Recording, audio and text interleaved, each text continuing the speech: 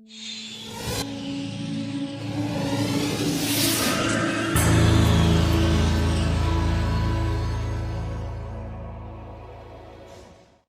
name is Joey Daniels, and I am with the University of Calgary's Bachelor of Social Work program. And today, my TED Talk is going to be on why brown people hate social policy. So, social policy and brown people. And when I say brown people, I mean Aboriginal people. From social policy's very beginnings in this country, it hasn't turned out very well for Aboriginal people. We look at things like the Indian Act of 1867, and we can see how social policy has been used to oppress Aboriginal people for hundreds of years. For the Indian Act, it limited people's movements on and off reserve. It limited what kind of education they got. If they got a university degree, then they could no longer be status. If a woman married a non-status male, then she could no longer be status. It prevented Aboriginal people from wearing Indian costume, aka regalia, in any public place without authorization from the Indian agent. And it goes on and on from there. We then moved to the Métis people, who were affected by the Manitoba Act of 1870 and the Dominion Lands Act. Both acts promised Métis people significant amounts of land, but the act and the social policy made it almost impossible for Métis people to access these lands. The scrip that they were given for the land was skipped for lands that was hundreds of kilometers away from them at most times. They didn't have the financial resources to even get to the offices to claim these scripts, so oftentimes they sold them back to the government or other settlers at a fraction of the cost.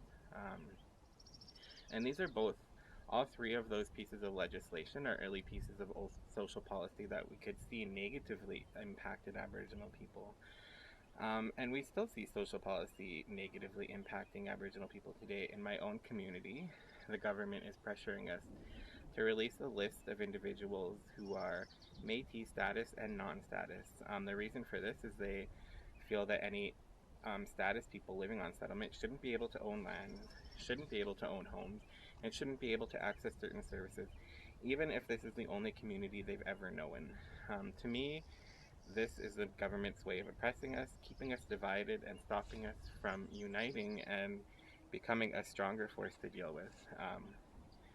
I think Aboriginal people today, though, and Aboriginal social workers are some of the biggest proponents of social justice and social action, and I don't think the government's going to be able to stop this anytime soon. That doesn't mean that they're not going to try.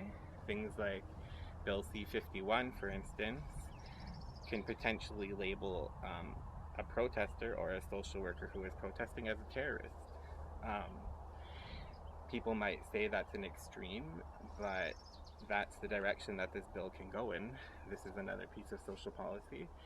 So we could see how the government uses social policy to try to control Aboriginal populations, and they've always done it. And I think until people advocate for that change and take social justice into their own hands by undertaking social action, I don't think that's going to change anytime soon. As social workers, especially those who come from a place of anti-oppressive practice, I think it is our responsibility to know the different types of social action, to know when social justice is needed and how to affect that change. I can only speak for myself as a social worker. I know that this is something I want to get into more.